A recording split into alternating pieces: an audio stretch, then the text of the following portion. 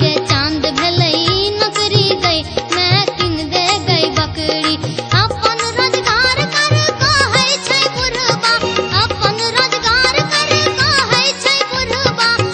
और कतक नाग रगड़ी गई मैं किन दे गई बकरी पैरबा के चांद भलई नौकरी गई मैं किन दे गई बकरी पैरबा के चांद भलई नौकरी गई मैं किन दे गई बकरी अपन रोजगार कर कहै छै बुढ़बा अपन रोजगार कर कहै छै बुढ़बा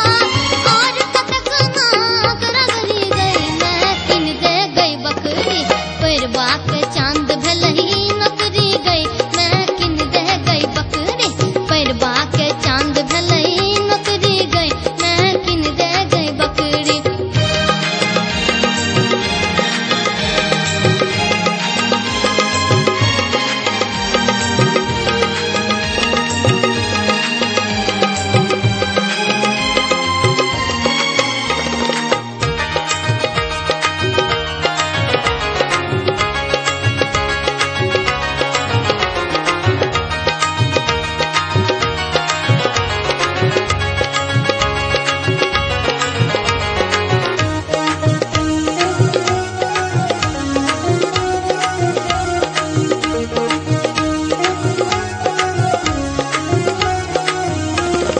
काका छत दिए मोहिस छत करबत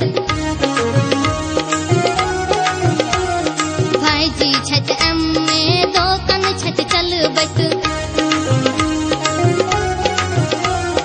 काका छत दिए मोहिस छत करबत भाईजी छत एम्मे दोकान छत चलबत बाबूजी मेहनत का केलन पीएचडी बाबू तो मेहनत का केलन पीएचडी हर पर पारन